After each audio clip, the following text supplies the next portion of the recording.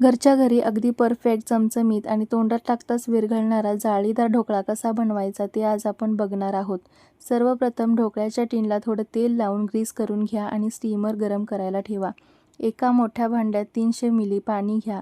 त्यात 7 ग्राम लिंबूसत्व म्हणजे citric acid, 7 ग्राम मीठ आणि 50 ग्राम साखर, चिमूटभर बडीशेप घालून हातानेच पूर्णपणे विरघळून घ्या.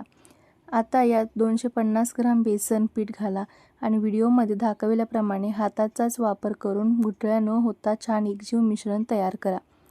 त्यानंतर 50 ग्राम तेल घालून पीठ हाताने 2 ते 3 मिनिटे चांगले फेटून घ्या.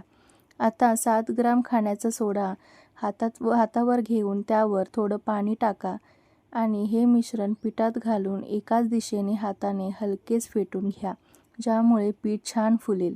हे मिश्रण लगेचच ग्रीस केलेल्या भांड्यात ओता आणि झाकण ठेवून 30 ते 40 मिनिटं वाफवायला ठेवा.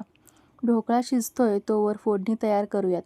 भांड्यात तेल गरम करून त्यात मोहरी, हिंग, तीळ, हिरव्या मिरच्या, पाणी, चवीपुरतं मीठ आणि साखर घालून उकळी आणू द्या. मग ते थंड होऊ द्या. आता आपला ढोकळा शिजला की नाही बघूयात. टूथपिक घालून ढोकळा शिजला आहे का ते तपासा आणि स्टीमरमधून बाहेर काढा. ढोकळा प्लेटमध्ये काढून त्याच्या छान चौकोनी वड्या कापून घ्या.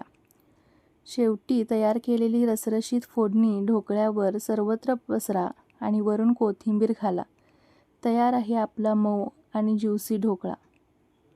तुम्हाला जर ही रेसिपी आवडली असेल तर व्हिडिओला लाईक आणि कमेंट करा आणि अशाच नवनवीन रेसिपीसाठी माझ्या यूट्यूब चॅनलला नक्की सबस्क्राईब करा. धन्यवाद.